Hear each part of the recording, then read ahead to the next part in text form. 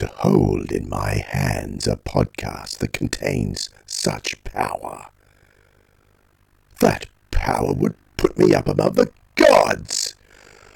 And through the Sirens of Audio, I shall have that power!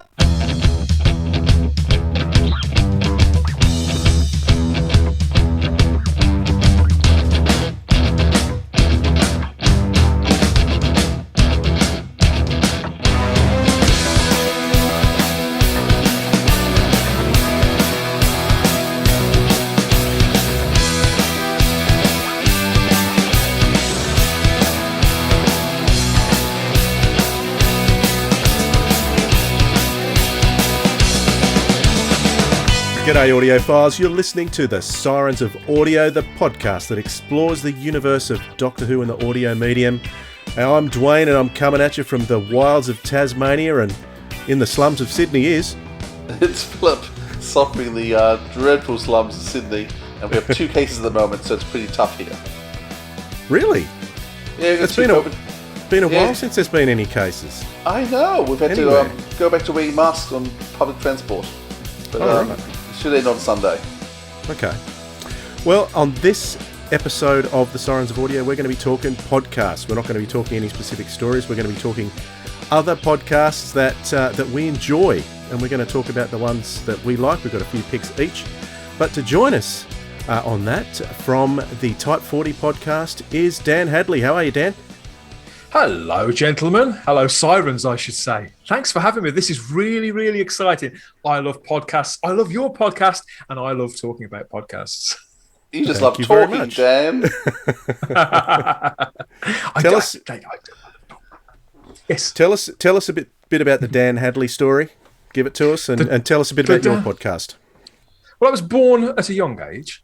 And no, I'm the host of Type 40, which is a Doctor Who podcast, which myself and my friends put together as the space book for the Fandom Podcast Network. And we've been doing that since 2018. It's kind of... What's the Fandom Podcast Network? That's a network, a whole network of fabulous podcasts. I've got to go into the sales pitch now. A whole network of fabulous podcasts, most of them based around genre entertainment. So there's a Star Wars show, there's a Star Trek show. In fact, there's 2 Star Trek shows.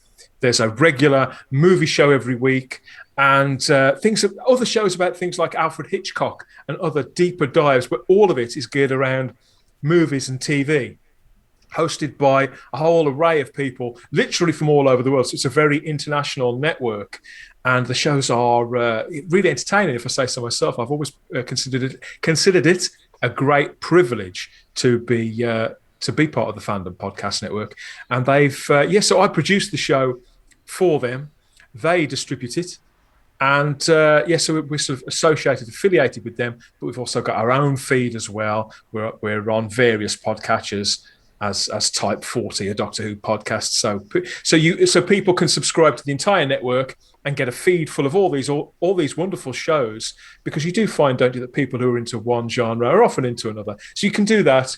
Or if it's just the Doctor Who stuff, then there's a separate feed for Type 40 as well. Okay.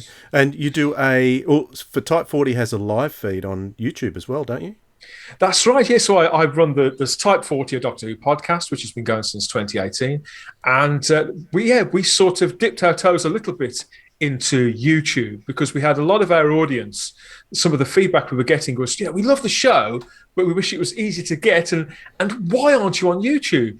So we started putting some material out on YouTube, just 10 or 15 minute things, because I was never interested in video. I love audio. I love everything about audio, both with drama and with the spoken word and interviews and all that sort of thing. So I've sort of fallen into YouTubing, really. And we started out doing just 10-minute videos, then half-an-hour videos. And then before we knew it, it sort of metamorphosized into a sister show called Type 40 Live, which we run in sort of blocks of seasons, completely live. So it's all it can get a little lively as well and unplanned. It's one of those shows where anything can happen, and that's myself and a group of friends and people we invite in really to lark about with us, usually for a couple of hours.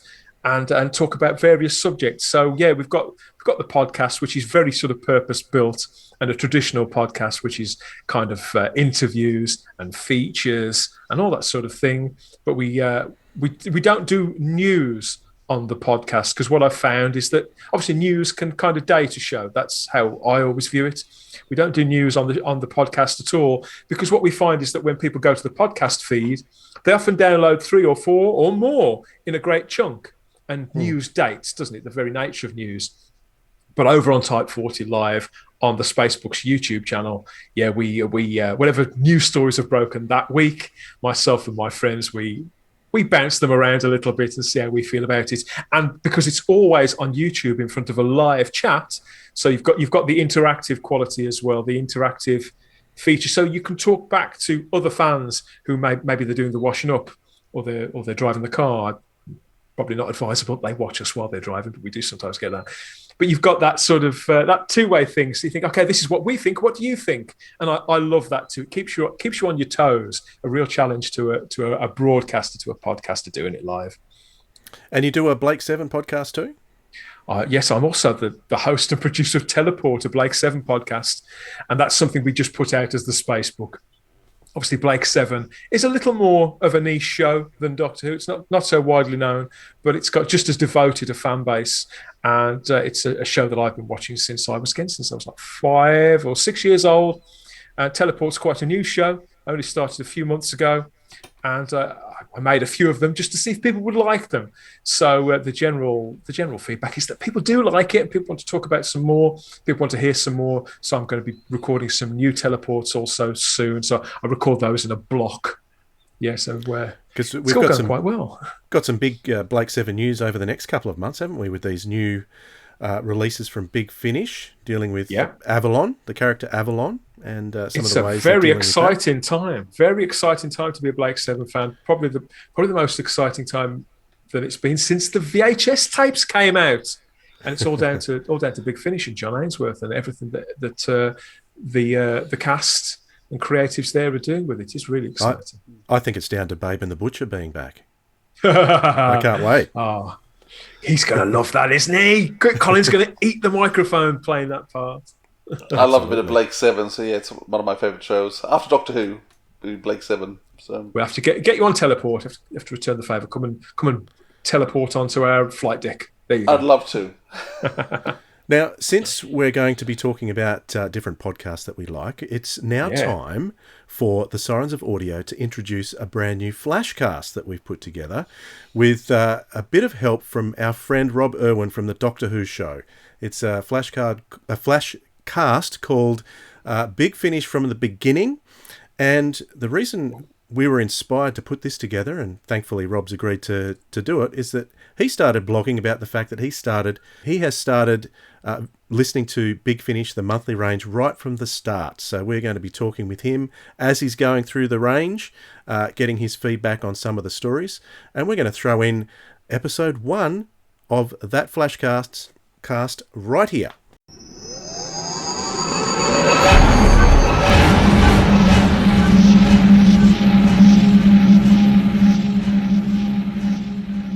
Many of you would know the Doctor Who Show podcast. It's one of the staples that I always listen to month by month, and it's getting a bit more active in terms of adding a few different bits and pieces along the way. But Rob and Dave have been entertaining me for the last, about 12, 18 months or so. I discovered them by accident. I've gone back to listen to lots of stuff, and we're very privileged to have Rob along with us today, because Rob's embarking on a special journey. G'day, Rob. How are you going? Hello, Philip. I'm going very well here from a very wet Sydney. It is a bit wet, Sydney. It's nice having someone in the same city as me when I'm actually talking to, because usually they're not. You'll live, Philip. We will. So thanks for coming along, Rob. So tell us about this journey you've decided to embark on and why.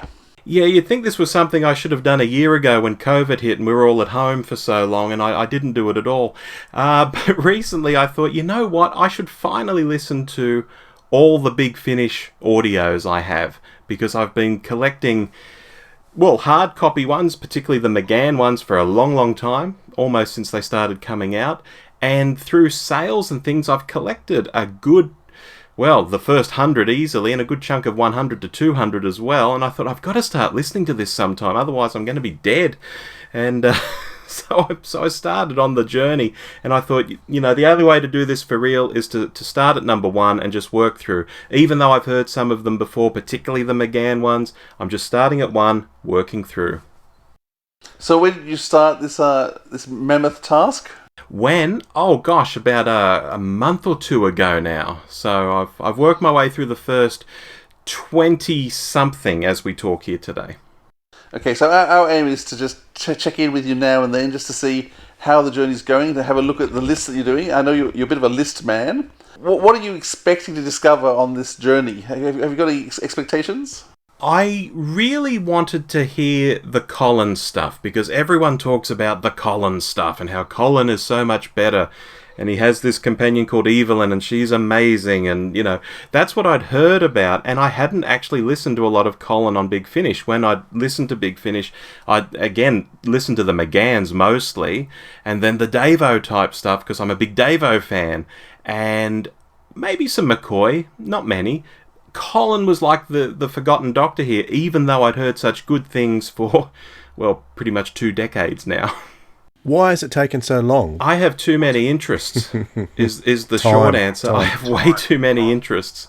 And even when I'd be driving to work, and that's the prime time to listen to stuff, they'd be competing with podcasts, and there's a million of those I listen to, and they'd be competing with, what we used to call books on tape, but now I guess they just call them audio books, and that sort of thing. And they just didn't get a run. And every time I think about starting, I think I want to start at the start, and I think, that's quite a big commitment, and I wouldn't want to take that first step. And so when I actually took this first step recently, it's now started to flow for me, and I've made my way through the first 10, the first 20, I'm working through the next 10. And it's been pretty easy once I started, but like most things, you've got to actually start and put your foot in the pool. And being a list maker, you've been blogging about it as you go. Where can we find that? It's a little blog I do at policebox.net, a weird little site I have where I got the domain a while back, and I thought, what am I going to do here? And I thought, I'll do a Doctor Who site, and that didn't work. I'll do a site just about Davo. That didn't work. And I had all these different thoughts. I almost did an audio site once, like audio comics, all the type of things that aren't Doctor Who on television. Kind of what Doctor Who Too Hot for TV, that podcast, kind of what they do actually now. None of it worked because I'm just too busy with the podcast. So what this site is almost not Doctor Who stuff. Only the Big Finish stuff on there is the Doctor Who stuff. Everything else is movies I'm watching, TV I'm watching, stuff that's a million miles away from Doctor Who on the whole. Although sometimes, if it's got a Doctor Who connection, I might mention that. Okay, well, we look forward to hearing things. Just one of the questions we like to ask our guests is how they first got connected to Doctor Who. So, why are you a Doctor Who fan? Ooh, probably my big brother. I have an older brother. He's 10 years older than me. So when I was 3 or 4, I think he tried showing me the show. This was in the late 70s, and the theme music came on, Tom Baker credits. I ran away from the TV screaming. So that's probably my first exposure to Doctor Who. Then later in the 80s, when I was older, he would be taping it off television and give me the tapes. I would then go and watch episodes in the afternoon myself, and I slowly but surely got into it. And probably around 86, I became a fan. That's where I draw the line in the sand, because I bought Doctor Who monthly, and I thought, this is a very fanish thing to be doing. I think I'm a fan now. So mostly my older brother, but then me buying Dwim was it, I think. Great. And where can people catch your podcast?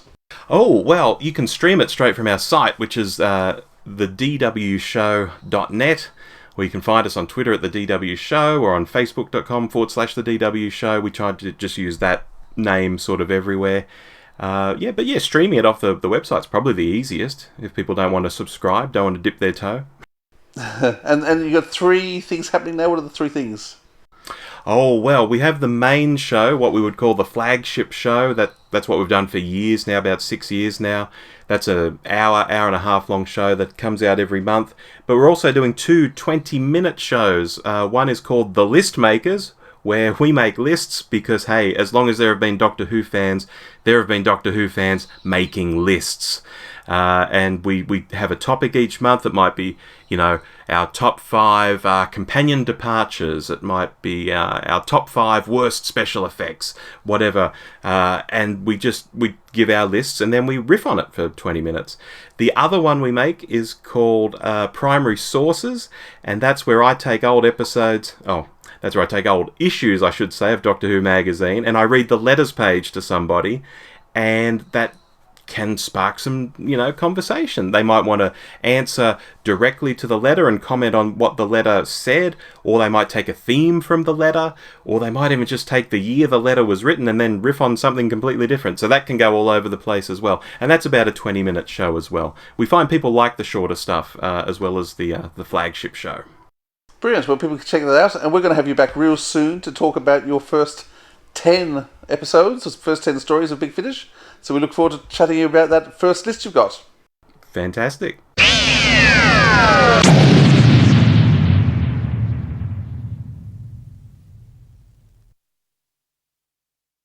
So we're looking forward to the next episode of Big Finish from the Beginning with Rob Irwin. Thanks, Rob.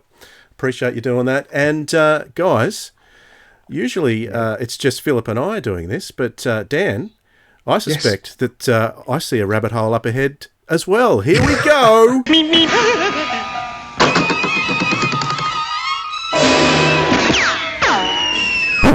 G'day, audiophiles. I'm coming at you from the Sirens of Audio editing suite, where I'm putting this current episode that you're watching or listening to together. And since we recorded this a few weeks ago, I've been thinking hard about the topic that we ended up discussing, which related in part to what was going on in the world of Doctor Who in relation to Noel Clarke and then subsequently John Barrowman.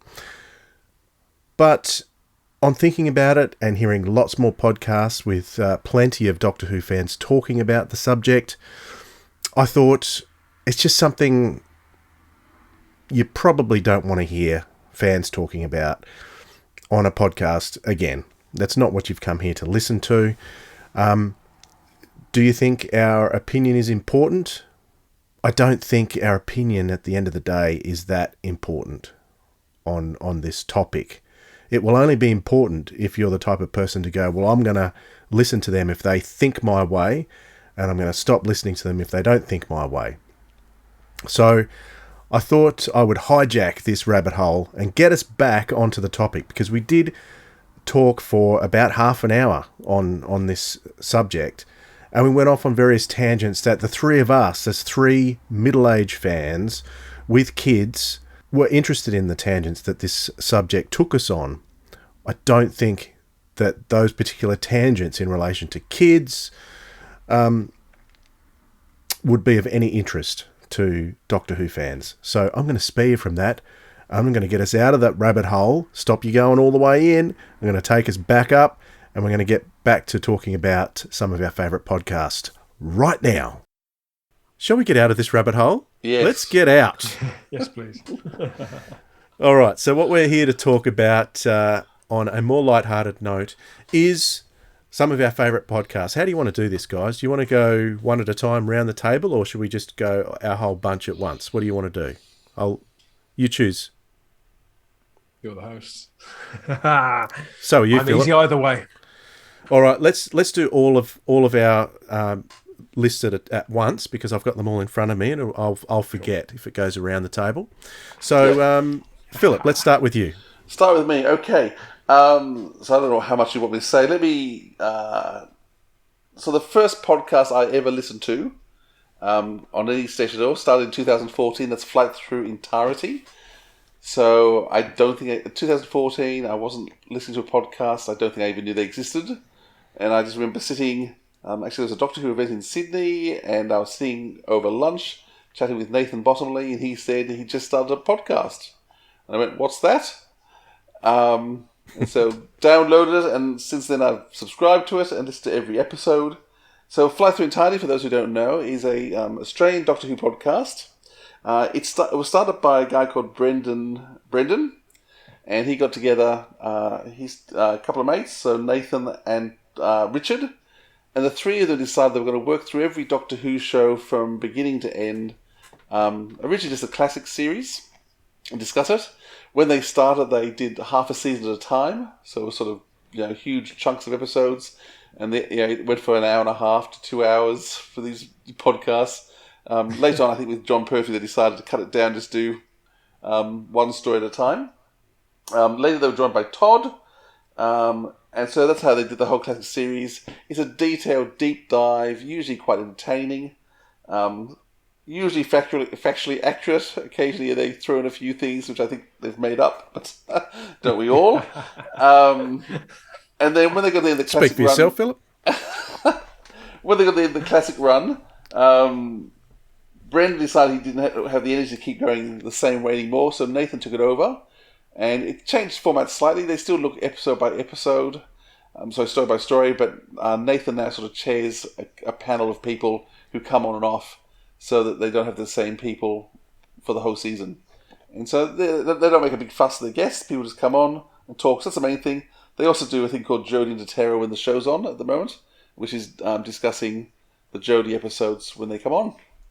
So that's the one. So they've also got a podcast called Bondfinger as well. So they talk a lot about the James Bond films, plus some of the Avengers episodes as well. Yes, the Bond things are commentaries. And mostly commentary. Is it all commentary? Yeah, so they play the movie and then they talk over the movie about stuff. Okay. And they occasionally do that with some of the Doctor Who episodes too. I must confess, I don't like those episodes. Part of the reason why I actually enjoy Fly Through Time is it's structured, it's deep, it's intelligent, and so it works through topics logically. When you're just watching through a show and just raising stuff that comes up at the time, often it doesn't get dealt with enough depth, or it moves on before you finish talking. Because they're on to the next moment on screen, and somebody wants to get something else out. That's right. And I know a lot of people love the commentary episodes, but it's just not my thing. So this flight through entirety, does the conversation, is it quite structured, or does it just sort of roll and go wherever? They've all done their research, and it does kind of roll and go wherever, but it's kind of moderated. So yeah, it's not a tight structure, but they'll always be talking about themes and characters and actors and things along the way. I've never heard that show. I mean, I love the title. I love the title Bondfinger even more, actually, guys. If you are listening, that's genius. Love that. But I would say there are three types of podcasts. Really, there's the part work, where it's sort of going to make our way through this, that, and the other, or we're going to listen to everything in, or watch everything in whatever order. There's the part work. There's the ramble, where people spend anywhere between 2 and sometimes 3 hours talking about a topic, but just letting it go wherever and keeping the mic running. Or there's the sort of the lifestyle show, which is more about sort of merch and chemistry and sort of now and that immediate sort of hour and 10 minutes. But I think there's a Venn diagram too, where those things sort of cross over, all three of those things cross over. So I was trying to work out where Flight Through Entirety figured in that. It sounds like a bit of a ramble, but a bit of a part work as well. Yeah, it's still well edited, so it doesn't go for too long. And they do really control the structure quite well, so it does cover things. When I'm feeling like a deep dive into a Doctor Who show, I've got my complete Doctor Who, the history of Doctor Who book that I read, that in depth. I listen to a Flight Through Entirety episode and I watch it, and that's usually me doing a deep dive is what I'll do for that. I only discovered them a few years ago, and I can't remember how I discovered them, but we both know these guys because they're based in Sydney, where we were back in the early days of our fandom, and so we all know each other. So it was good to hear their voices. But when I discovered them, I binged them for every time because I was working in a place where I could have headphones. So I binged Flight Through Entirety for about 5 months and got so far behind on all my big finishes. It was their fault. So really enjoyable stuff. Oh, wow. Praise indeed. I've got to put this on my list then. Yeah, very funny often. So another Australian podcast I listen to is New to Who, with Colin, Daniel, Stephen, and sometimes one of the girlfriends. New to Who is a podcast. They've only done about 27 episodes so far. They started off just picking what they thought was the best Doctor Who episodes for someone who's not watched Doctor Who before. So for classics. So it's anyone who's new to Who. They start off with the rule it could only be 4 episodes long. It had to be complete, so just things that people get into. they've now broken those rules several times because they've decided other shows are better than just the 4-episode ones. But that's just another deep dive. And they have a spoiler-free section and a spoiler section. But yeah, those lads do a fun job. So I always enjoy that. So just keep going. Sounds good. I wanted to mention that there are quite a few of these New to Who style podcasts out there now that I've discovered that are starting up a little bit all over the place. But if you want a really good quality one, I think most podcasts I listen to are pretty good, especially if they're brand new. Always give them a crack. But New to Who, I can't even speak. It's getting too late now. New to Who is very, very, very professional sounding, and I like their opinions. And definitely well worth. If you haven't heard that, give it a crack. I have heard some of these, but not many of them. I did like it. I think I just haven't gone back to it for a little while. So I'll make sure that's in the podcatcher. Yeah, they have a few little cute sections. The one I like the best is they have they look at the cliffhangers and decide whether they're crackers or clangers. Does a cliffhanger work or not? That's my sense of humour. I respond to this kind of thing. I love a gimmick, and that sounds like a good gimmick. Yeah, crackers and clangers. So at the moment, I'm just doing Australian podcasts. One more Doctor Who show with Rob and Dave. It's been going for a long time, but I discovered it through the back door. I discovered because I was listening to a podcast on the Goodies, which took me to a podcast on Blake 7, which then took me to a podcast on Doctor Who. So I actually went through a back door, even though the Doctor Who show was the original show, and then they've spun off and done some other things. I went through it backwards. So they've got their monthly flagship show, which it does start with some news, so it does date, Dan. But they actually record it within a couple of days it comes out. So if you're listening to it on the day it released, the news up to date. That's the reason that I don't do news, is because I sometimes I record them. I don't put them out for 6 or 8 weeks. It depends on when the guests or the team are available. So it's partly a preference, personal preference for me, and partly a practical thing. Yeah, tell me about it. And then I guess the main things they do for their monthly shows, they have a topic, and topics can vary all sorts of things. So the last one was doing new Who Doctors in classic stories. So where would you put David Tennant in a classic story? They do all of season 6. They do stories for Doctor Who Virgins, which was, I guess, a bit like New to Who. They talk about the changing face of conventions, fan reactions, alien worlds. So they have a whole heap of different topics that they cover as a monthly thing. They look at Cyberman stories, the best Cyberman stories. So always a lot of variety there. But in this year, they've started 2 much shorter podcasts up. One called Primary Sources, where they it's Rob, isn't it? Rob gets a guest in, and he has picked out 4 or 5 articles from a particular year, often from Doctor Who magazine. He just reads out some letters, and then they just discuss the topic that comes up from the letters. So that's quite interesting. And then they've also just started now a new one called The List Makers, where they come up with their best 5 or worst 5 to a range of topics that they pull out of a hat. So yeah, and they do some special stuff as well, like on the Mandalorian and Picard. So yeah, that's the boys from the Doctor Who show. I love that show. I've heard quite a few of those. Really inventive and fun. Listen, I think, and even the shorter ones that they've just started doing too. They've got the same energy. I really like it. I think part of the appeal too is the fact that both Rob and Dave love the show, and although that they have things to criticise, they don't attack the show. And so it's some podcasts I listen to can be very negative all the time. And so I think, well, if you don't love the show, you can't find good things at all in it, then why are you listening? Where these guys always find, and so it's funny when they do disagree. It's such a nice disagreement. You think that, do you? Which is always fun. Before you go on, I just want to read some feedback that was left by Rob from the Doctor Who show. He posted some comments about podcasting, and he does wax quite lyrically on this, so I'll read it out before we go on to the next one. He says, I'll tell you the things I look for in any podcast, not just in the Doctor Who space, although the minute I say these things, someone whose podcast breaks or one or more of these will get the sulks.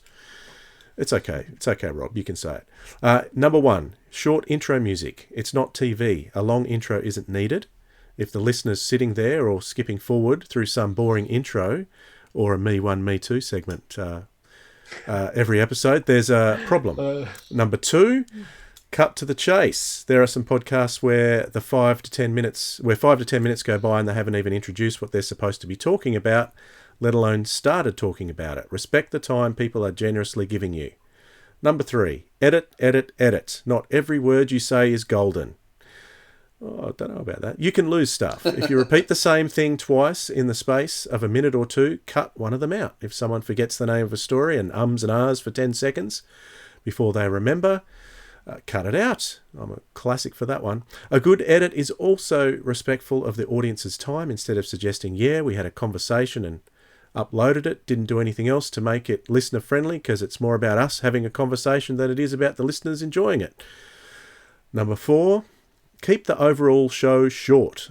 Look, I listen to hardcore history that sometimes does 5-hour episodes, but that's hugely research quality stuff. It's more like listening to an audiobook. But a podcast that's just 2 or 3 people rambling on, entering its 3rd hour or whatever, is just nonsense. I think an hour is optimal for most podcasts, and if that becomes an hour and 20, fine, but not much more. Fortunately, I think we've stuck within that time frame most of the time. Wow. 5, team size. That's hugely subjective, Rob says. I think a pair is best, as it feels like a tennis match, the conversation being lobbed back and forth with no interruptions. A trio can work well in some scenarios, hopefully this one, Dan. But once we start hitting 4, 5, 6 people trying to talk at the same time, I tune out. It becomes messy. No one gets to say what they want to say, and they generally make up the longer podcasts out there. So 2 for me.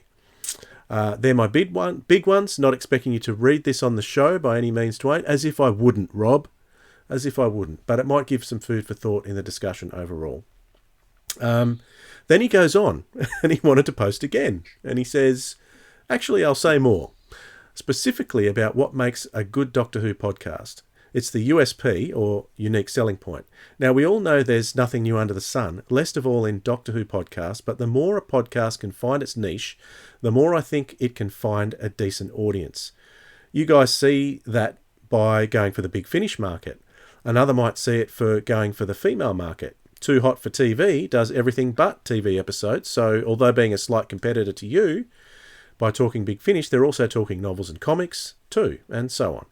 I think the mistake 80% of Doctor Who podcasts make is thinking, what will we do? I know Let's Review Old Episodes, which dozens and dozens of podcasts already do. Even if someone considers themselves a complete Doctor Who savant who's more interesting to listen to than the love child of Stephen Fry and Clive James, they're unlikely to cut through to any large degree at this stage in the game. This is why we, for example, hardly ever review a story.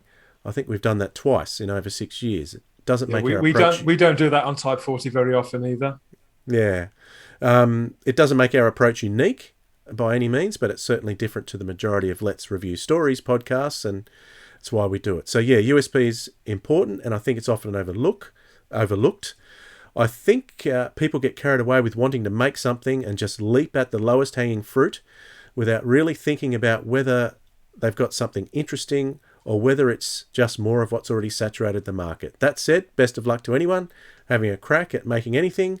There are worse pastimes than this one. Thank you for that novel, Rob, and I'm glad to get it out. I will disagree slightly with the last point there about someone wanting to put a podcast out, just getting anything out there. Personally, I think that's a good way to get started. If you want to do something, why not? Why not start doing something? You can always improve on it. If you listen to the first episodes of the Sirens of Audio, you'll notice that I've been trying to improve throughout the whole range of episodes right from the start. It's a learning curve, isn't it, gentlemen? Like any creative endeavour. Even me coming into an established network, I had a great deal of support when I joined the Fandom Podcast Network, and I was given sort of tuition. I was an apprentice, really, and so I was able to benefit immediately from their experience. I mean, particularly Kyle Wagner and Norman C. Lau. Norman is now one of the main hosts on Mission Log, which is arguably the best Star Trek podcast in the entire world, the one that's actually made by Roddenberry's. And so I listened to those guys because they've been there and done it, but they sort of encouraged me to bring a lot of myself through as well. They empowered me, even a man at that time in his late 30s. It's that kind of relationship, and I think that it's an immensely creative space, and obviously it's a very lively space. There's a lot of shows out there, as Rob was saying. It's difficult to be distinctive, but I think what it reminds me of, guys, is the old thing from decades past where people would have the radio ham, the Tony Hancock thing, like a radio, like CB radios and things like that. I think it's a kind of I think those are its ancestors almost, but here we have a more likeliness that people will actually, fingers crossed, be listening.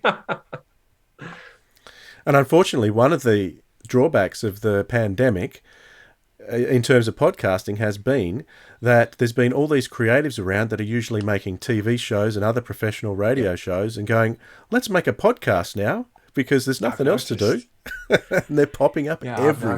I've noticed. Not on, everybody, not on at all. I've noticed, what's his name? The guy from Rob Brydon from Gavin and Stacey, he's got one out now. David Bloody Tennant too, as if we could compete with that. Come on, DT, play the game.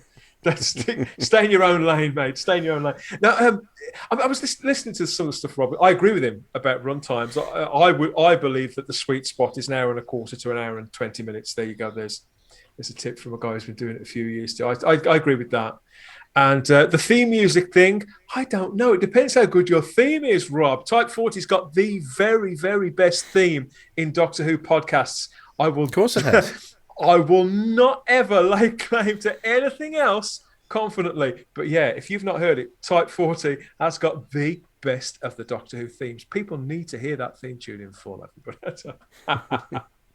If you think you've got one better and you're listening to this show, bring it on. I want to hear it, and I'll let you know whether you're right. But I think it's more than likely you're going to be wrong. My theme has been composed by the immensely talented, and now, he's charted in the UK pop charts. About 3 weeks ago, the fantastic Problem Being composes all the music for Type 40. We're very lucky to have him. There you go, another plug. What were you saying? Sorry. I've seen Problem Being's name pop up on various live feeds that I've watched before. Yeah, he's just had a record in the charts, a mashup sort of dance track, and all the proceeds went to mental health charity as well. It was a charity record, did really, really well. We're all really proud of him, the people who know him. Was there anything that stood out to you from Rob's comments, Philip, or was it too long ago? Just you should edit them down. Keep editing. Shorter. The comments. Practice what you preach, Rob. Edit your comments as well as you show. Of course, and he's absolutely right. I mean, I'm editing. Even if you're lucky enough out there to be on a network where people will edit the shows for you, as a podcaster, I would say that every podcaster should have a go at editing their own show a few times, because it teaches you so much about the way that you perform and the way that we all communicate too. So yeah, do you get yours done for you? I don't now. Not now. I produce it myself, but I used to. Yeah. Oh well. I edit it all myself now, and again, editing is a learning curve in itself. I think there are several to most creative projects, I suppose, but there are loads to podcasting because it's a kind of an out of body thing. I don't think I edit anybody more ruthlessly than I do myself when I'm doing the editing. Yeah. For sure. What was your last one? Have you got one or two more to go? Two more. So I'm just going quick. All Time and Space, which I've started listening to recently. Mark and Ian plus a guest. And they embark on that great journey as well, with every show in order. But they've actually started by doing every show rather than doing entire seasons, and that's been lots of fun. I don't always agree with what they're saying, but it's good to hear things that you don't always agree with. that actually brought. You've still been invited on, Philip, so that's good. And you don't have to hate because you disagree with something. You can just actually listen to it and think, I don't agree with that, and think, and it actually can make you ponder and change how you think. Believe it or not. And the last one, I'm just going to mention Tony Haddock's Time Travels. So he's got a new podcast out he's just started. There's only one that I listen to, though. So he's got Happy Times and Places, which is him just talking about life and what makes him happy and some topic about Doctor Who. Oh, no, it's not. Happy Times and Places is a friend of his watches the episode and tells them what they like about it, and he tries and guesses it. But, yeah, it's okay. And Indefinable Magic is him talking about some random Doctor Who topic. They're okay, but I'm actually enjoying too much information, which is actually I don't know, it's about an hour and a half talking about a 20-minute Doctor Who episode in unbelievable detail. Sounds like Toby. Sounds a lot like Toby. I used to be on the same fanzine as Toby back in the early 90s. We used to both. He was a writer and I was the main artist on a fanzine called Enlightenment. So I know Toby a little from back then. Yeah, and I'm not surprised he'd have a podcast called Too Much Information. Man, that man can talk even more than I can. I don't think I've heard all of those, but he's a very gifted podcaster. Obviously, an incredible comedian. Well, what do you think is, it's just him. He has no one else on. He just talks. But yeah, the detail is just astounding, and the things he brings out, and he goes into every single character, actor's life in the finest detail about when they were born and where they moved to, but it's how he tells the stories are fascinating. So, but he really unbelievable detail. That's one for you. Okay, I might read a couple of more comments out from my request on our group page for podcast feedback, and this is one from Thomas Denham. I think Thomas is in Melbourne. Correct me if I'm wrong, Thomas. He says, not quite Who, so he's not recommending a podcast, but very heavily inspired by the works of Big Finish and pattered with numerous Doctor Who nuances. I do a full cast audio drama series called The Glam Gizmo, which includes Simon Fisher Becker in the guest cast. So, and he leaves a link there too. I might put that in the show notes because I know you've been pretty interactive with us on our group page. So, I did listen to a bit of that the other day.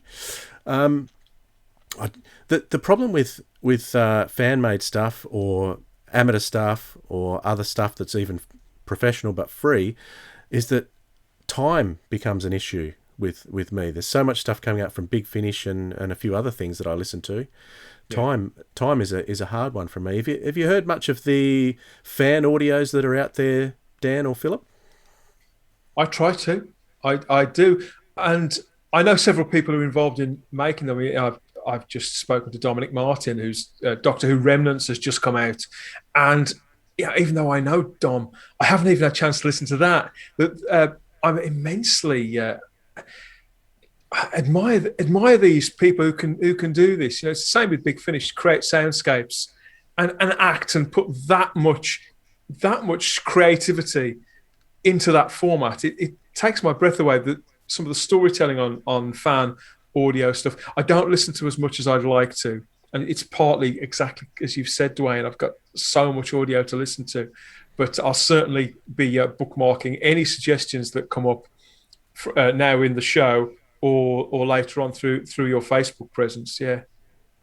One that I did listen to recently was an audio version of The Dark Dimension that was put out recently on YouTube. I think it might have been taken down now. I think I might have seen somewhere, but I did get to hear it. Very, very good quality stuff. They've got someone in there doing Tom Baker better than Tom Baker, almost. That was Billy Garrett. Billy Garrett's production. The BBC did ask him to take that down, didn't they? And did they? Before I got a chance to hear it, apparently it was excellent. The BBC. It was very good. So maybe it's a compliment if the BBC asks you to take it down. Maybe that's an indication of the quality. Well done, Billy. Very good. All right. So I think I'll read one more comment from Phil Markham. He goes, I enjoy your podcast very much. The best podcast, though, is Radio Free Skaro. It was the first podcast I ever heard. So it was his first love in podcasting, Radio Free Skaro. It's probably important that on a show like this that we do at least name check the 3 Who rule, because Radio Free Skaro is an incredibly important show, isn't it? And innovative, and everything those three guys do, you can't help but respect such a big contribution.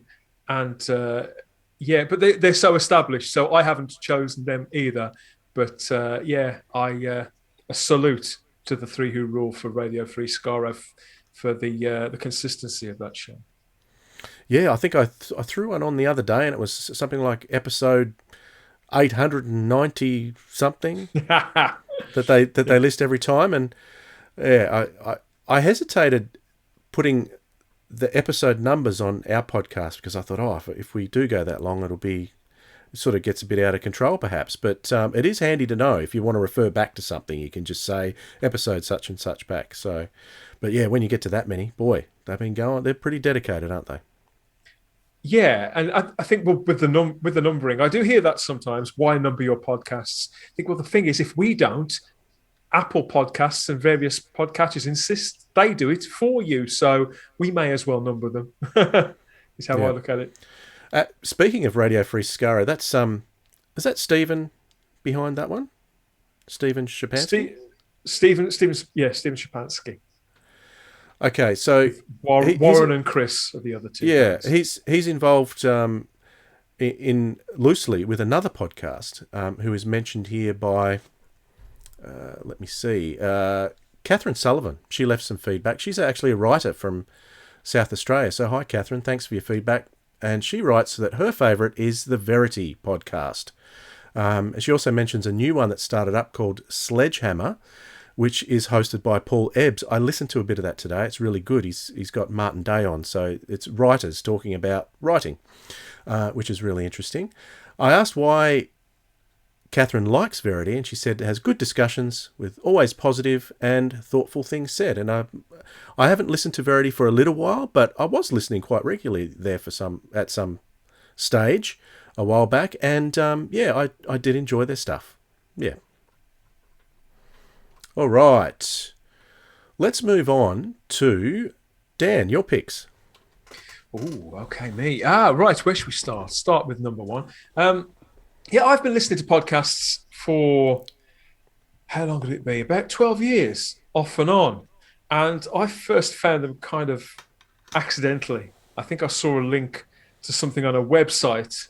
It said download. I think when I hit download, I wasn't entirely sure what would happen or where it would go,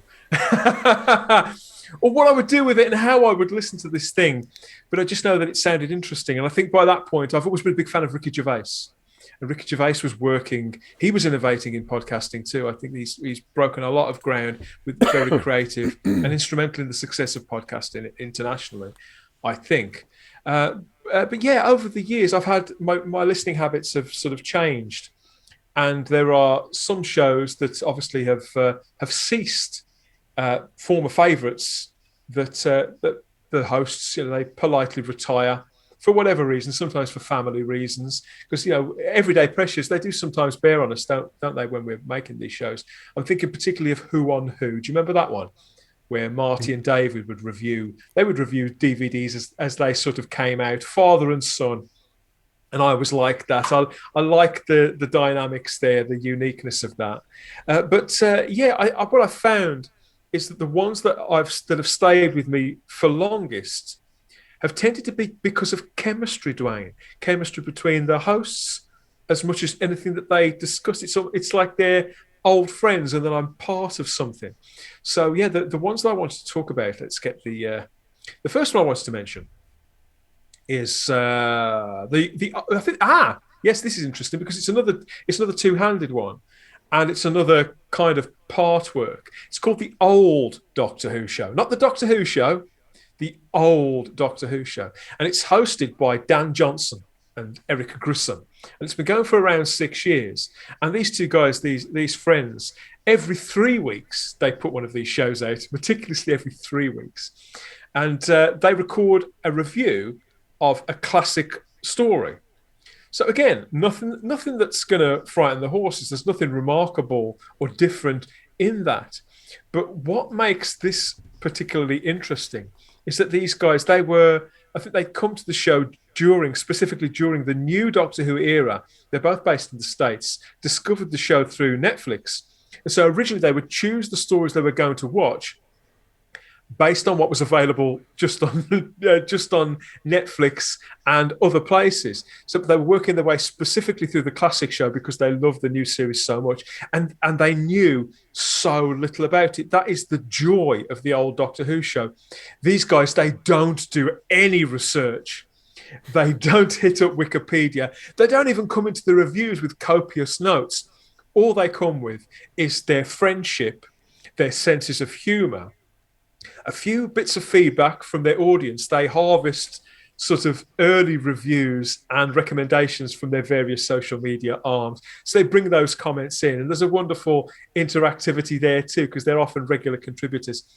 And as the reviews go along, they watch the story and then they come to record their review, and they still sort of come with their really quite raw reactions. So if they miss beats to the plot, both of these guys, both Dan and Eric, they'll happily say, "Oh, I didn't quite get that." And if one of them didn't, the other one often will, and they'll correct one another, and they'll take the mickey out of one another. And they mispronounce names of actors and all manner of things that normally make Doctor Who fans cross themselves. And these guys genuinely don't care. They don't stand on the formality. For them, that which they are sharing, their gift, is their literal discovery of the classic show in this sort of piecemeal form. They've already been all the way through the run of the show. I think they're about 130 episodes into the podcast itself. So they've already been through the show through one streaming platform, but now I think they've got hold of BritBox, which carries a lot more content and some of the missing episodes and some of the animations and things. So they're now sort of trying to fill in the blanks. But yeah, it's their friendship that underpins the show, and that's why I keep going back to it. It's a simple premise, and I don't do many of these part work shows because I think largely because a lot of the stories I already know how I feel about them, and sometimes as a content maker, guys, you can have other people's reviews in your head a little bit too much. So I choose carefully the ones that I do subscribe to, and this is always one. It chimes a little with what you were saying about new to Who, was it there, Philly? So, it's still new to Who, even though they've been making this show for over 6 years. But the old Doctor Who show, specifically the old DoctorWhoShow.com, they've got their own website too. Cool. Very good. Nobody's heard of that one? Oh, next one. I have heard of it, but I haven't listened to it. So it's definitely one I should check out. The next one is a show that I only discovered last year. And again, it's another two guys. This is Gary and Adam, and they front the Big Blue Box podcast. I have to look across to make sure I get the name right. The Big Blue Box podcast. And this show, this has been going, since 2014 as well. And it's probably the most traditional podcast on my list. It's got a really tight format, great production, and this is where people like this, they really irritate me, because it doesn't matter what time of year it is or what the subject. These guys are so consistent. They bang out a show without fail every Friday and have done for years with very, very few breaks. I think they have a day off when it's Christmas Day, something like that. But Gary and Adam are meticulous about this. And they've just reached 300 episodes. And again, mutual respect that they've got, great chemistry, and a slightly less charged friendship, shall we say, than the guys on the old Doctor Who show, but a very sweet one. And they share their love of sort of collecting audio drama, funnily enough, and collecting merchandise. So you really do get a feel for who these two guys are. They talk a little about their everyday lives. The format's straightforward. So for the first third of the show, they do a news and merchandise catch-up. Again, because it's every week unfailingly, the news thing, the rolling news really suits them. So that's for the first chunk of it. Whereas the remainder is a solid review.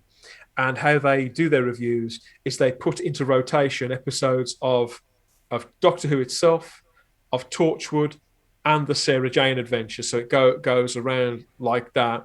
In the average month, you'll always get a review of whichever is your favourite spin-off, and a couple of episodes of Doctor Who in there. So I think there's a lot to be said when you choose which podcast you're listening to I'm all for innovation and creativity. being eclectic. I try and experiment on Type 40, but there is a lot to be said for when you hit play, knowing precisely what you're going to get, and the familiarity. Sorry of that, but there's still even when something is as well oiled a machine as the Big Blue Box podcast is, it's still got a coziness, which I think transmits. It's down to the two guys. Does one of those guys have a YouTube channel called The Geek's Handbag, or am I getting that mixed up? That's Adam. Yeah. Today he's walking around the locations to Robot, making me really jealous on Twitter. Git. I think I saw a picture of him standing in the shower that John Pertwee was in. Spearhead from Space, taking a shower. Now that is an interesting place to get a Doctor Who pose. Yeah, he knows no shame, Adam. Yeah, that's right. Yeah, he's the Geek's Handbag on Twitter. I don't think Gary. I think they have got their own Big Blue podcast, Big Blue Box podcast Twitter handle. I'm not sure if Gary's got one on his own. Okay, cool. Yeah, I've listened to a few of those. Not too many though. Not too many. I can say though that getting a podcast out every week consistently can sometimes be challenging. It can indeed. I always say that we get an episode out most weeks. That's a Douglas Adams style sort of disclaimer. That is so. More often than not, we do put out a show a week, unless my hard drive goes wrong, which has happened quite recently, and throwing everything into a wry a little. But yeah, we do stick to a good schedule of a week to 10 days at the most with what we do, we try to. But we do have little breaks now and again too to give the show time to breathe and to give the audience just that little bit of time to miss us, I think. The other show I wanted to talk about is called The Nerva Beacon. Have you guys ever heard of this one? I have not. Sounds mysterious, doesn't it? Sounds dark and slightly dangerous. And it is. This is what I would call a not safe for work podcast. This is hosted by Glenn Jakeman and his friend Lee, and they have additional content from Jenny, who is a writer. You might have seen her on Twitter. She posts as Dimensions in Jen, so she contributes to this show too. Now, I'll disclose that Glenn is a friend of mine, but I've never actually been on the Nerva Beacon. We're friends from other things. The general gist of it is that the Nerva Beacon is part of a one-man podcast network under the title Back to the 80s. And for over a decade, Glenn has been probably, we talk about consistency, one of the most consistent podcasters in the pop culture sort of genre in Great Britain. He's been putting out a show called Back to the 80s every week, all this time. They're now into 500-600 episodes. But because he's a major retro toy animation enthusiast, but branching off from that are these other little strands. So if there's not a Back to the 80s show out that week, there'll be a show about DC Comics or one of the other things that Glenn just really loves, and he just happens to be a massive Doctor Who fan. So this is an irregular show. You never really know when you're going to get a new visit to the Nerva Beacon. I think it's pretty much just whenever he and Lee can get together, because they're both massive Doctor Who fans. In fact, whenever they can get the transmat working. Yeah, I think it's that simple. She's been in Doctor Who. She was in Day of the Doctor, as she talks about now and again. But it's a very irregular show, but it's quite irreverent. And they've got, how can I describe their sense of humour? Savage, you could say, and a little bit schoolboy. But Glenn is, how can I put this? He's a man with some. He's not afraid to tell you what he thinks. Straight talking, that's it, yeah. So you get a very unfiltered conversation between two friends. It's very, very frank, very knowledgeable, because he knows his Doctor Who inside out. He's certainly a lot better with names and running orders than I am. But I like the fact, again, that it can be quite eclectic. So they may choose to focus on one story, or they may choose to focus on the contributions of one character, say River Song. And they really just do go with whenever they feel like themselves. They decide the topics, often live on the show. And so, for all that I was talking about slick production earlier on and editing, Glenn boasts of the fact that he never edits his shows. How's that for being fearless? But I think that because he doesn't edit them, and because it is all slightly naughty and a little bit after dark, that's also part of the purer charm of it. It is really like we're listening in on a phone call between two pals who just happen to love Doctor Who. I believe this show, because it's not got its own feed, I think it's kind of one of Doctor Who podcasting's best kept secrets. I must check it out. The Nerva Beacon. The Nerva Beacon. Yeah, I'll make sure that I furnish you with links to all of these for the ones that you've not seen. And lastly, I've got Doctor Who Panel to Panel, which is this is a deep dive podcast. This is what I'd say falls into the more nerdy and specialized side. So it's hosted by a guy called Jeremy Bennett, and he's been doing this since 2013. Too. And it's specifically devoted, kind of how you are with the Sirens of Audio. He's devoted to the comic strip world of Doctor Who. So this is 130 episodes and counting that takes in the entire history of Doctor Who in comic book form. So comic books, comic strips that have appeared in other publications or graphic novels. And Jeremy's a massive comic book enthusiast anyway, but also loves his Doctor Who. So what he does is he doesn't go through anything in order. He sort of cherry picks based on nostalgia value, or if Titan Comics are putting out a new mini-series at any given time, he'll be covering that. He'll be reviewing those. There's a new segment on this too. Obviously got one eye on the Doctor Who magazine comic strip, which is taking a break at the moment, but hopefully that'll be back. So he's always talking about that too.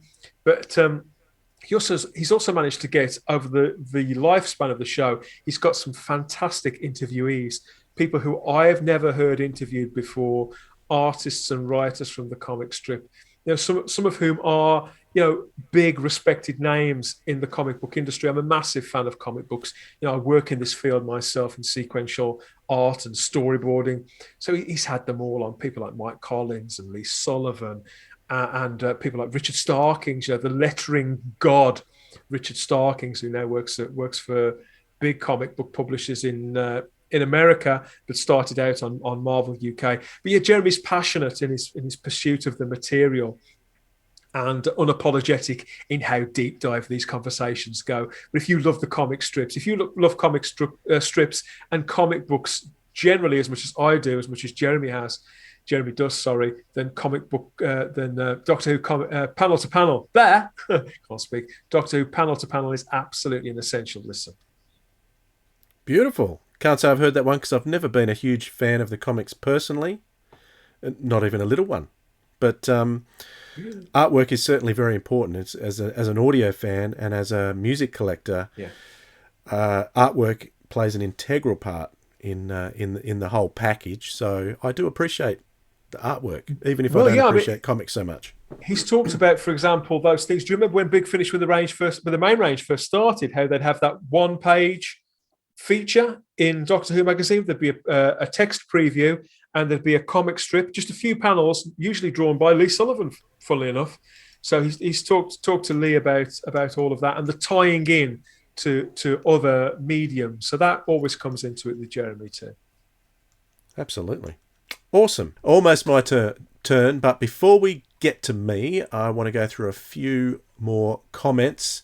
Stu Gutteridge says that the Crinoid podcast gets my vote because of the detail that goes into it, with a sense of humour, a good overview so far of the classic era, and I hope in future they look into New Who as well. So I have listened to a few episodes of the Crinoid podcast over the time, and Jim Cameron, they got a sort of a quiet, dry humour, those guys, that when they do their run-throughs of the episodes, it's quite funny to listen to. But I heard on Twitter, Jim made an announcement that Crinoid podcast is going on hiatus indefinitely. Due to I saw that. due to a bereavement. So our thoughts go out to you, Jim Cameron. We have appreciated what you've done, and we hope things go as well as they can for you from now on. Okay, Jeff Goddard, who's done the background artwork behind me, if you're watching the YouTube version of this podcast. Jeff Goddard, he says, there are some amazing podcasts out there. Yourselves, Flight Through Entirety, New to Who, World Enough and Time, Trap One, All of Time and Space, and recently, Hamster with a Blunt Penknife have all become real comfort listens. I was a fan of Gallifrey's Most Wanted long before I got involved with the guys too. So he's now part of the Gallifrey's Most Wanted team. Thanks, Jeff. Thanks for that. I did start listening to an episode of Hamster with a Blunt Penknife today because I hadn't heard it before, and I found that very interesting. I've got to listen to some more. Any of those stand out to you guys? I've not heard of Hamster with a Blunt Penknife, but I've been looking that up. That's a cool name. I like it. Okay, Mark Cockram. Yeah. We all know Mark Cockram, the human palindrome, all of time and space and nerdology. He's the man behind those podcasts. He says, there are many different qualities that appeal to me about podcasts. I really enjoy the community aspect that some shows have. One of my favourite shows when I first discovered podcasts was Mostly Harmless Cutaway. Can't say I've ever heard of that one. They had a core of regular hosts and a revolving door of different guests who would appear on a semi-regular basis. They had a listener's feedback section that had a loyal collection of correspondence, which really made it feel like you were part of the show. These are elements that I have included in the podcasts I've been involved in. There's a lot to be said for the chemistry between the hosts, and you've said that too, Dan. You can have someone who's very knowledgeable about the subject being discussed, but if there isn't that indefinable spark, it doesn't quite work. This, of course, is completely subjective, but we're lucky that there's such a huge number of shows around that there is really something for everyone, and that is certainly true. So, yeah, that spark is very important. I think you would agree with that. Ross Aitken says, I would add to my notes Adventures in Time and Space, Trap One, Strangers in Space, and I'm loving Hamster with a Blunt Penknife. It's a second one for Hamster with a Blunt Penknife, so I've got to check this one out a little bit more. All right, let's get on to my shows. So my list, we'll start off with the number one show that got me listening to Doctor Who podcasts. And I'm a very late developer when it comes to podcasts. I've come in very late. Proctor Who was the first Doctor Who podcast I'd listened to because I knew Mark Atkinson through a radio show that I was doing beforehand, and I had him on my show as a musician. So nothing to do with Doctor Who at all. So I got to know Mark that way. We connected on Facebook, and I got to see his profile picture. He was dressed up as Tom Baker. So when he started Proctor Who, I was on his list of people to tell because he obviously knew I was a fan. So I've been listening to that from the very beginning. I loved the chemistry between the three of them, Craig, Bob, and Mark. To start with, I really miss Mark. I like Mark's he was kind of like an anchoring type influence in the podcast. One thing that I always had a bugbear about with Proctor Who was the fact that they didn't play enough prog, because that's what they're promoting. Well, let's hear some prog. Some more prog. And it was always the soft stuff. I wanted to hear some heavy stuff. So every time I've had the chance, I try and get some more heavy stuff into Proctor Who. Not that I've had many chances, but I would do that. And since Mark's only left in the last 6 months for the second time, Suki's been on Proctor Who for a couple of years, so I've got to know Suki pretty well, and John Aiken too. A couple of fabulous guys. So they've got really good chemistry. But when Mark was in charge, they kind of held back on the naughty words. And once Mark was there, it was like they were let off the leash. But I just love Bob. They're very funny guys. And I always like to hear what they have to say. I'm laughing so much because I know these guys pretty well as well. I love Proctor Who, and I know Suki and Craig in particular, and I've been in touch with Mark through social media. I love this show. I only found this about 2 years ago, and I think it's possibly the best British Doctor Who podcast. I think it's absolutely outstanding. And but yeah, the version of Proctor Who that we get with Bob steering the ship is a slightly more After Dark remix of the same format, but I wouldn't change any of them. I love them to bits. Great stuff. Yeah, absolutely. And there was a period when I was getting a little bit tired of it. And there was a period where Craig was devouring about 2 large vodka and oranges before they actually got into the review section of the show.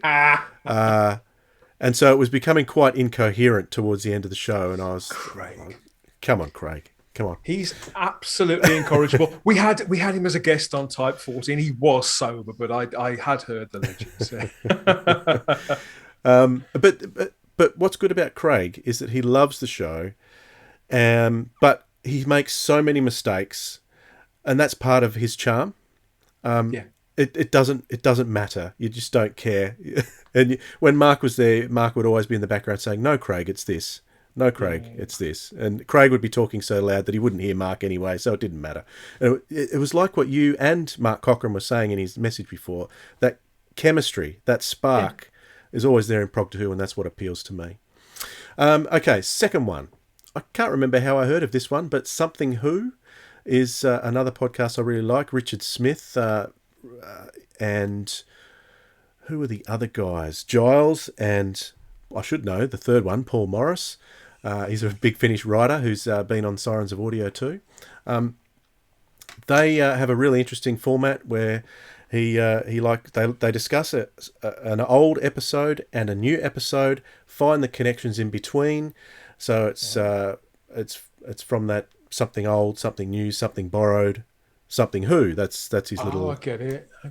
And he writes a little comedy piece at the start, which was my inspiration for Me One Me Two, and it's got me in no end of trouble for doing that. But I really love that format. Really good discussion. One complaint. You had one complaint, and you're really whinging about it. That's enough to crush me. It crushed me. I still haven't recovered, Philip. So yeah, Something Who, very, very good to listen to. Occasionally they have some guests on too, and we did have Richard on your first episode, Philip. So you got to meet Richard Smith there, talking about Neverland. So that was really fun. The third one I'd like to talk about is Diddly Dum. The Diddly Dum podcast is another bunch of eclectic guys who are just really fun to listen to and really funny.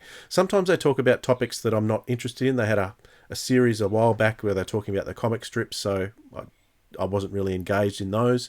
But yeah, when Doc Hume gets his sense of humour going and his little skits going throughout the episodes, I really enjoy those. So have you heard much of Diddly Dum, Dan? Yes, I have. Little bits here and there. I hadn't heard of that one until last yeyear. And I've sort of dipped in with it. That's what I would classify, if you're listening, guys, as a ramble. So they say, well, Rob, if Rob's listening, he'll tell you off for this, because I listened to their overview of the Sylvester McCoy era. Half an hour it took you guys to get into the subject. Half an hour, but because and I think the actual show was like another 2.5 hours.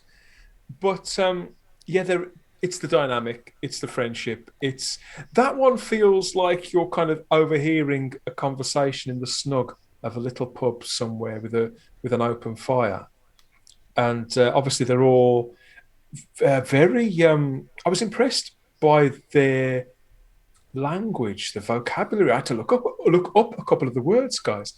But yeah, it was. I've only listened to about half a dozen of them, but I did enjoy it. It's certainly what I'm going to be going back to. I've not heard Something. Was it Something Who? I've not heard that one, so I'll go and look that up. Yeah, so Paul Morris, who's in Something Who, I should shout out to another podcast that he's on called the Missing Episodes podcast, which is really fascinating. I've heard that. Yeah, that's great. Yeah. Yeah, so Paul Morris is also on Something Who. So the fourth one I want to talk about is Gallifrey's Most Wanted, which is a US-based podcast with Ross Aitken, and I can't remember the other girl's name. Vic, I think. It's Vic. I don't know what her surname is. But that's really cool. Just a couple of mates talking about what they love. And I love Ross's passion for Doctor Who, and he's another one who's we've had him on Sirens of Audio because he loves his Big Finish, and he's had us on his podcast too. So doing the mutual guest sharing between podcasts is always fun. It's always fun. I like that. Yeah, I love doing that too.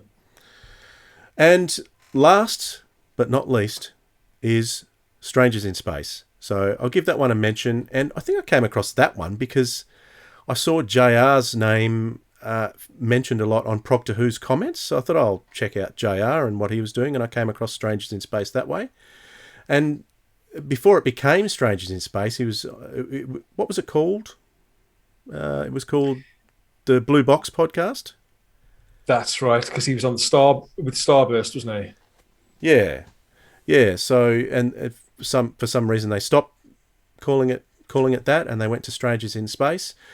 But I find this an interesting bunch of guys as well. They usually deal with particular seasons. Sometimes they'll mix it up with movie reviews, things like that. And JR's got some very strong opinions about certain things, and sometimes I agree, and sometimes I don't. But I find him very easy to listen to. So I often find, and I like that sometimes the banter between him and Matt Barber. It's fun to listen to as well. So Strangers in Space is number 5 on my list. So that gives us a sort of a figure of 15 podcasts that we've recommended. The ones that you chose, Dan, were interesting because I hadn't heard most of those. So that'll be interesting to listen to. When we sort of traded lists to make sure that there wasn't going to be any repetition on the show, I was pleased to see there was obviously there's a couple that you both listen to, particularly Proctor Who, and obviously talk about Radio Free Skaro and all that sort of thing. But yeah, I do. I try to. I listen to a lot of podcasts, various different subjects, and of course, I love Doctor Who podcasts. Otherwise, I wouldn't be making one. I've got immense respect for anybody who takes the time to do that, for the reasons that Rob mentioned in his feedback earlier on. I mean, I've recommended 4 and my own, which I know is a little bit cheeky, but it's a wonderful space. It is a great community to be part of, and I do feel that as a medium, it's constantly evolving. And those of us who make the content, I think, Philip, that we evolve with it. You're talking about the flashcast that you guys are doing, and it's the same with me doing both Type 40 and Type 40 Live. My God, effectively doing the 2 shows, but they're 2 very different beasts, and they ask sort of different things of me, and I think they've got some of the same audience. There's some crossover, but one of them is more geared towards YouTube, and one's geared towards traditional podcatchers. And I've found the two domains are really quite different. A lot of people just only consume YouTube, and they don't understand how podcatchers work, or they're very reluctant to get into podcasts. So I found myself sort of branching out already, and sometimes I combine the 2 things. But I've been doing it for 3.5 years, and it feels like I've barely scratched the surface in talking about it and creatively. And I think that the medium itself too is constantly evolving. And I did hear a while people saying, "Oh, that podcast is done. YouTube what's important, or Twitch is what's important, or TikTok, just 10 seconds of something." And all of those things are probably important in their own right. And TikTok, even that 10 seconds, is probably an art form in itself. I don't know. Yeah. But I don't think podcasting's going anywhere, Philip. I genuinely think this is going to be around for a fair old while yet. And the only thing that is likely to change is more that in which the way that podcasts are delivered. So obviously we've seen iTunes has given way to Apple Podcasts and various other things. We've seen the rise of Spotify. And I think that the land will continue to shift. And podcasters may indeed come and go. There's probably a lifespan to most shows, except you, Stephen, Warren, Chris, except them. But I'm loving being part of it. I love being part of the community. And thanks for inviting me on to talk about it, guys. I've really enjoyed it. Yeah, love to have you. Pleasure. Thank you. You have been listening to the Sirens of Audio, episode episode 61, The Podcatchers, with your hosts Philip Edney and Dwayne Bunny, with special guest, the accursed Dan Hadley. Check him out on the Type 40 podcast if you must. Theme music by the Jackpot Golden Boys. Email address is sirensofaudio@gmail.com. For all podcast, YouTube, and social media locations, visit sirensofaudio.com. Be sure to listen to only the highest quality audio drama. And destroy those prattling podcasters!